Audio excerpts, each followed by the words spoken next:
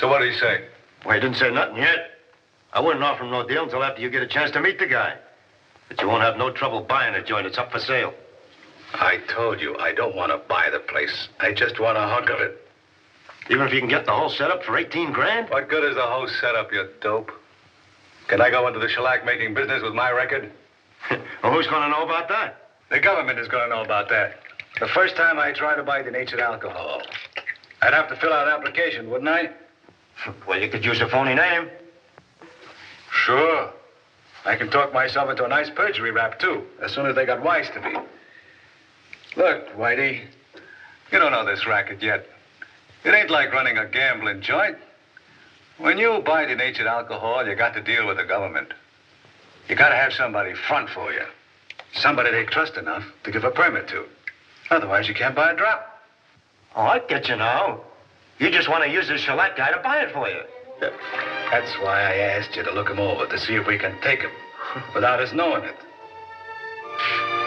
In order to evade alcohol taxes, people who manufacture bootleg liquor either make the alcohol themselves illegally, steal it, or by a cleaning process, recover it from denatured industrial alcohol, which is tax-free, but which has been made unfit for drinking.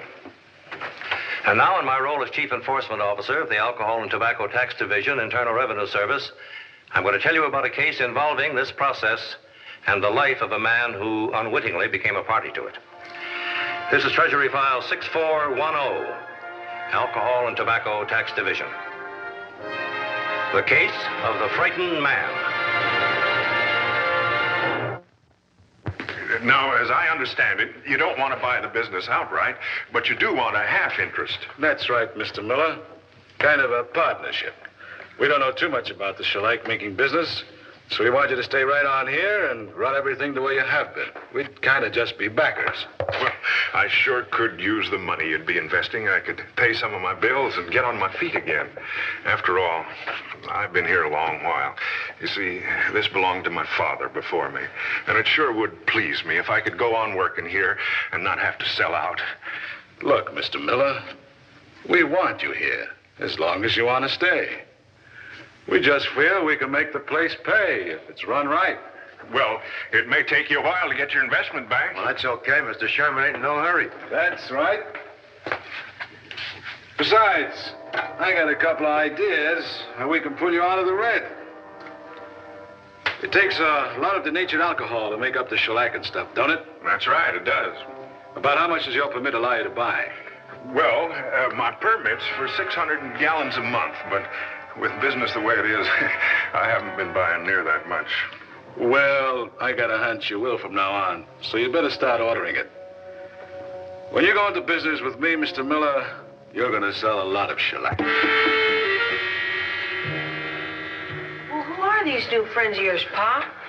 Millionaires from Chicago or something? I don't know that they're millionaires, son, but they've got a lot of money. Enough to get me out of the hole that I'm in. Why, if they hadn't come in with me, I wouldn't have been able to meet Malone at the bank. I'd have had to sell the place for practically nothing just to pay my bills. Then how come they're giving you so much money? Can't they see it ain't worth that much? Well, they've got plans, son, and they've certainly got sales contacts. Why, since they've been with me, they've taken more orders for shellac than I've been able to sell in the last 3 years. And they've got a new process, too, for making it. I don't see them making any shellac. Well, they're making it all right in the big shed right behind the storeroom. I'll take you there sometime and show you all the new equipment they brought in. I'll take you Saturday. I've been there, Pa. They wouldn't let me in. As soon as I showed my face in there, they chased me out. Well, this new process is kind of a secret, son. Sometimes they won't even let me in except to roll in supplies. You see, they're using a new formula. They haven't got a patent on it yet. They want to keep it to themselves. That's understandable. Pa, they haven't got any new formula. They ain't even making shellac. They got whiskey out in that shed. Plain, ordinary rye whiskey. Why, Clyde, what on earth are you talking about? I saw 'em, Pa, pouring it in the bottles and loading onto a covered truck. I even sneaked in after they were through and picked up one of those bottles. Clyde. Honest, Pa, it said whiskey on it. Rye whiskey, guaranteed 6 years old.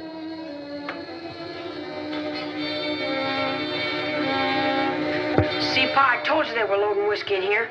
They take it out of the shed in 5-gallon cans and pour it in these bottles. That's why they always keep the door locked and chase everybody away. And all this time, they've been making whiskey in there. Taking the alcohol that I've been getting for them and making it into whiskey. No wonder they could pay me all that money. They've been getting it back on this. Sure, they're just a couple of crooks. What are you talking about, kid? I thought I'd tell you to keep out of this place. You were going to keep out too, Miller, remember? I warned you about the secret process I have in there. I didn't want nobody to see it, not even you. It's no secret anymore, Sherman. I know what you're doing in there. You're making whiskey. Yeah? You're just using my place for a front. You didn't want to go into business with me. All you wanted was the alcohol I could get for you. You're jumping to an awful lot of conclusions, Mr. Miller. Just because you see a couple of whiskey bottles laying around here doesn't mean we're making the stuff. Then what are you doing? I want to know what you're using the alcohol for. My kid says he saw you load a whole truck with whiskey the other day. Well, your kid don't see so good. I say we're shellac. It was whiskey, Pa, just like this. You keep your mouth shut. Here, you keep Take it easy, Miller. There's no sense in getting all worked up about this. We got to talk it over for a while. Get the kid out of here, Whitey. Don't you touch that boy. Come on. Miller, you're getting all worked up over nothing at all. What?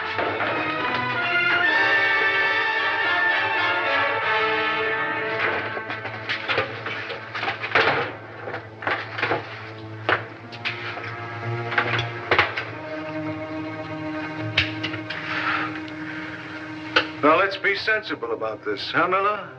You're a nice guy, and so am I. Why should we make trouble for each other? We're trying to get along in the world. You in your way, me in mine. Now, what's wrong with that? You're a crook, Sherman. A racketeer. So, I'm a racketeer and you make shellac. You need me for the dough and I need you for the alcohol. What could be better? I don't need your kind of money. Look, Miller, there's only one kind of money, and you might as well take it while it's coming in. Because if you're going to try to be a hero about this, you're going to get hurt. And according to the report, most of this whiskey has been appearing in southern Ohio and Indiana.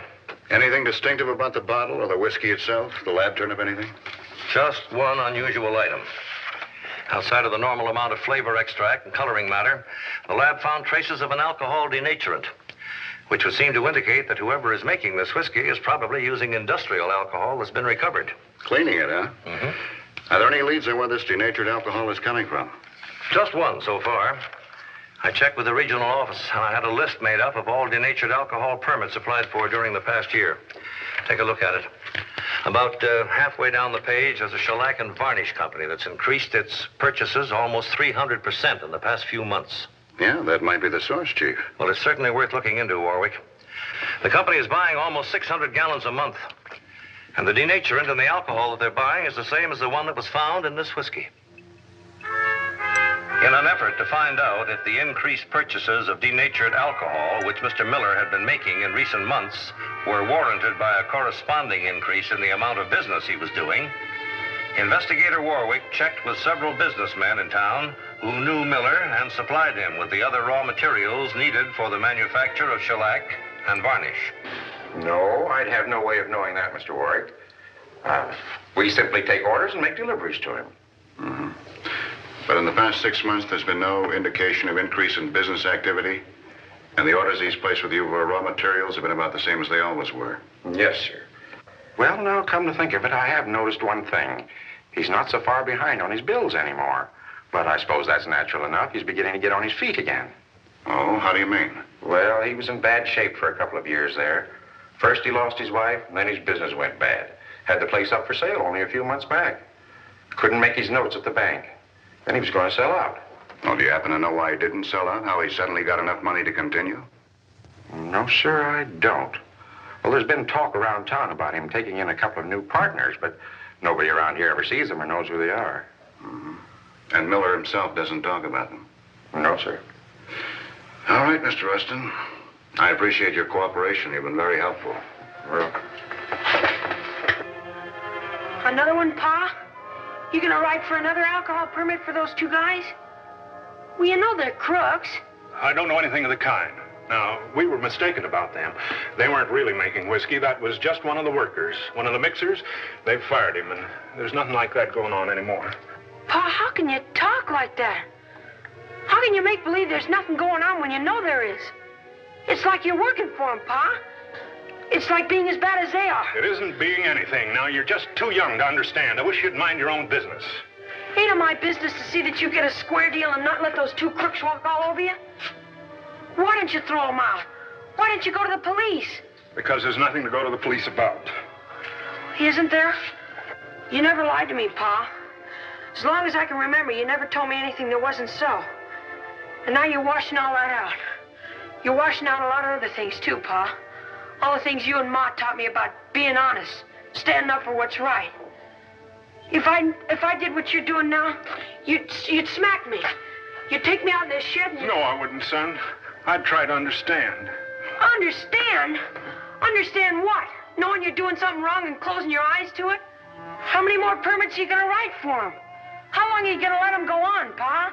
What do you expect me to do? Let them kill me? Let them shoot me in the head and leave me in an alley somewhere? They wouldn't dare. But I can't, Clyde. Don't you see, if it was just me, it'd be different, but it's you, too. Who'll take care of you if anything happens to me? But don't you see, Pa? Something's happening to you right now. You're not the same as you used to be. Since you let those two guys come in here, they've been walking all over you, ordering you around, making you act like somebody I can't look up to anymore. Clyde. Well, it's true, Pa. I can't. Son, can't you see by... Hello, Miller Shellac and Varnish Company. Oh, hello, Mr. Sherman. Hi. No. I just called up to find out about that application for a new permit. You sent it in yet? Well, no, I haven't. I was just making it out. I don't think I'd better send it in. I've been applying for so much lately, I don't think I can do it anymore. If it keeps on like this... Now, look, Miller, if you want me to get tough, So what do I care if it's squeezing you? Don't make so much shellac. Put water in it. Only don't argue with me. But, Mr. Sherman... No, I didn't say that. All right, I'll send it in this afternoon.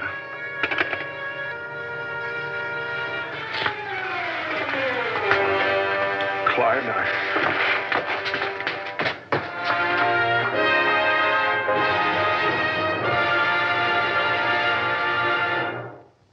You're ashamed of me, aren't you, son? You think I'm a coward. I didn't say that. Oh, if that's what you're thinking. When a man won't stand up and fight, I guess he's a coward. That man happens to be your own father. It's pretty hard to take. Especially when you've looked up to him all your life and thought he was a pretty great guy. Pa. It's what kids always think about their fathers. That they're strong and tough. They can lick anybody or anything in the whole world, but it isn't so, son. Sometimes we can't lick anybody. Sometimes we don't know what to do or where to go or even how to get along in the world. Sometimes we're just like kids. But, Pa, if you know they're crooks and you don't do anything about it... But I can't, Clyde. Don't you think I've tried? Do you think I'd go on like this if there was any way out? These aren't just crooks. They're killers. They're members of a gang, and they'll do anything to get what they want. This is like fighting a kid in the street. In this kind of a fight, you haven't got a chance. But if you went to the police, they'd be caught, wouldn't they? But how do I know they'll be caught? They aren't always caught. Half of them belong in jail. They aren't there, are they? Because people like you are too scared to turn them in. That's right. I'm scared, I admit it.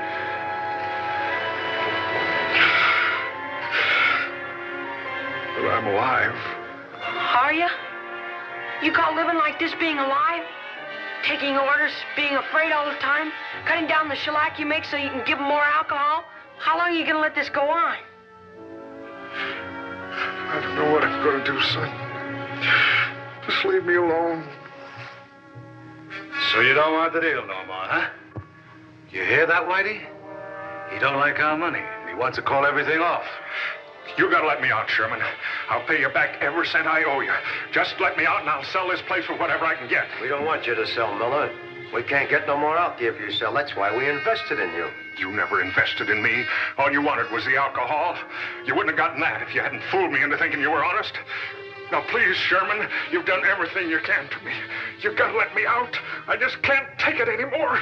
You're gonna have to take it, Miller, because you haven't got the nerve to do anything else. I will. I'll go to the police. Will you? You've got to let me out, I tell you. Okay. You on out? All you gotta do is say the word. Go ahead, Miller. Say it if you can't take it anymore. I'll put you out. You see? I know your kind better than you do yourself. Now go on, get out of here. Don't come back crying to me anymore, because if you do, I'll give you what you're looking for, understand? Yes, sir.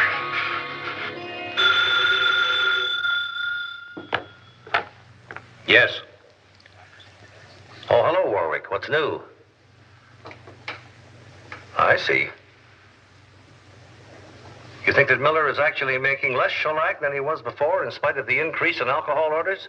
Yes, sir. I've been checking with some of his customers, and not one of them reports an increase in purchases. If anything, their orders are smaller. Well, if that's the case, we better find out exactly what Miller is up to. See if you can make a thorough examination of the plant and, if possible, his books without arousing suspicion. All right, Chief. I'll go right to work on it. As soon as I have any news, I'll let you know. Good afternoon. Can I help you? Mr. Miller? That's right. How do you do? My name's Warwick. I happened to be out this way on business, Mr. Miller, and I heard that you were at one time considering selling this place. At least I understand it was on the market for a month or two. Well, yes, it was, Mr. Warwick. Why? Oh, I was just wondering. As a matter of fact, I wanted to find out if there's any possibility of your offering it for sale again. Well, yes, there is, if the right buyer comes along. Sit down, Mr. Warwick. Thanks.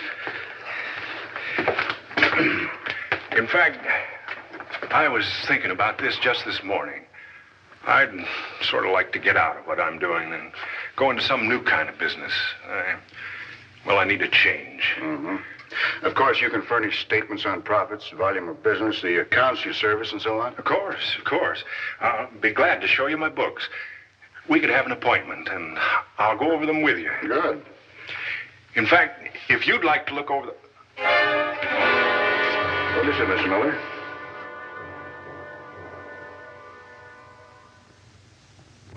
I'm afraid we'd better continue this discussion some other time, Mr. Warwick.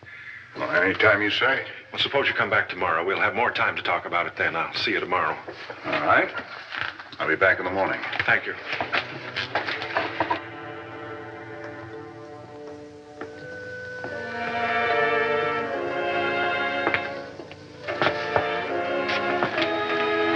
Who's your friend, Miller? Oh, no friend, just someone that walked in. Is that why you try to make a deal with him? I told you to behave yourself, Miller. Not to try to sell out on me behind my back. Why, I don't know what you mean. Come on, quit stalling. We heard what you said. You were trying to sell him the place. No, I wasn't. Just the opposite. I said it wasn't on the market anymore. Look, Miller. We're partners, you and me. Partners for good. I don't like you to try to wiggle out on me. Oh, but I wasn't. Honest, Mr. Sherman. I know that I can't get out of our deal. You told me so, but I've lived up to my part of it, haven't I? What more do you want? A guarantee, Miller. A guarantee you wouldn't pull a stunt like this again. Oh, don't. Shut up. I ain't listening to words no more. I don't like to get crossed. I gotta teach you to be a good boy. A real good boy. Take him out in the shed, Whitey. No, please, please. Out, I said. You haven't seen him at all, Mr. Calvin? Oh, I thought maybe he might have stopped there on his way home from work. No, I'm worried about him. He's 2 hours late now. I'm afraid something might have happened to him. See, he usually comes... He just came in. Sorry to bother you, Mr. Calvin. Pa, what happened? Nothing, Clyde. Nothing. I'll get a doctor. No. Don't get anybody. Nobody. But, Pa, you're hurt. I said no, Clyde. Nobody must know about this. Otherwise, they'll beat me more next time. Otherwise, next time they'll kill me. It was Sherman. Him and that other gangster. I'll get a doctor. No, Clyde. I said you can't. Nobody must know about this. Nobody must ever know. Feeling any better today, Pa? Oh, I'll be all right, son. Pa, I'm sorry. No, Clyde, don't answer it. I don't want to see anybody. Pa, you can't keep hiding. People are going to find out sooner or later. What are you going to tell them? Clyde. Yeah? Hi, son. My name is Warwick. I had an appointment with Mr. Miller this morning, but he wasn't at his store. Is he at home? Yeah, come on in. Thanks. Pa, Mr. Warwick's here to see you. I called your store, Mr. What happened to you? Oh, I had an accident, Mr. Warwick. I'm sorry to hear it. How did it happen? Well, I slipped on some stairs. I'm sorry, but I'm in no condition to talk business today. Besides, I don't want to sell the shellac business anymore. I've changed my mind. Naturally, you don't feel like talking about it now. Where did you have this accident, Mr. Miller? Was it here at home? Yes, I slipped on the cellar stairs. There was something on the first step. You're not in some sort of trouble, are you, Mr. Miller? Because if you are, I'd like to help. Oh, no trouble. Tell me, Mr. Miller, those two men who were with you yesterday, are they friends of yours? Do you know them very well? No, I never saw them before. Now, for heaven's sake, can't you leave me alone? I just don't feel like talking anymore. All right, Mr. Miller. I just hope you feel better. Thank you.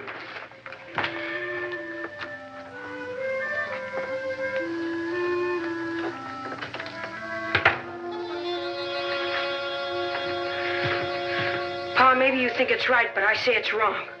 I know it's wrong to let things like this happen to you and not do anything about it. I don't care who those two guys are or how tough they can be. We can't let them get away with it. In the end, they'll only make it worse than it is now. They can't make it any worse than it is now, son. If I just do what they tell me and not make any trouble, sooner or later they'll finish what they're doing and they'll go away. They won't, Pa. They'll stay as long as you let them stay. As long as they know you're still afraid of them. The only way to get rid of them is to chase them out. Stand up to them. Let them know you mean business. Where are you going, Clyde?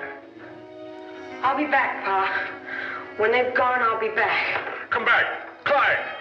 Clyde! Go on, Whitey. What else? Well, that's it. He said he's going to go to the cops and spill the whole thing. We don't clear out of here. He don't like gangsters. He's going to send us to jail. Uh-huh. That's big words, kid. You got enough nerve to back him up? You don't dare do anything to me. Come on, Ray. Let's cut the chatter and get this thing over with. We got to shut this kid up good. I'll shut him up, all right. You lay a hand on me and you'll get it back double. You can't kick everybody around, no matter who you Shut up. You hear me? Shut up. You open your mouth again and I'll let you have it. Go ahead. I ain't afraid of you. You're just bluffing. You haven't got the nerve to plug anybody. Well, you lousy little punk, I ought to fan your hide for you. Come on, Ray. Give it to him. Give it to him. It's the only way we're going to shut this kid up. Come on. Come on. Drop the gun. What is this? That's what it looks like. United States Treasury, Sherman. You're under arrest. You all right? Sure, I knew they wouldn't hurt me. They're just a lot of hot air. Well, it's a lucky thing we've been keeping an eye on you ever since you left the house. All right, Clayton, take him out. Clyde! Clyde!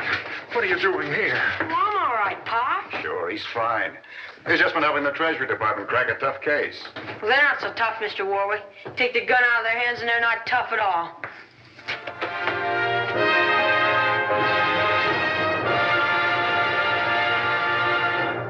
The basis of evidence obtained by Investigator Warwick and supported by the testimony of Eugene and Clyde Miller, Ray Sherman, Whitey Gage, and 4 of their confederates were tried and convicted for violation of our alcohol tax laws. All 6 men received long sentences in prison. For not notifying the proper authorities, after learning that illegal liquor was being made on his premises, Miller himself was indicted on a lesser charge and pleaded guilty, but received a suspended sentence.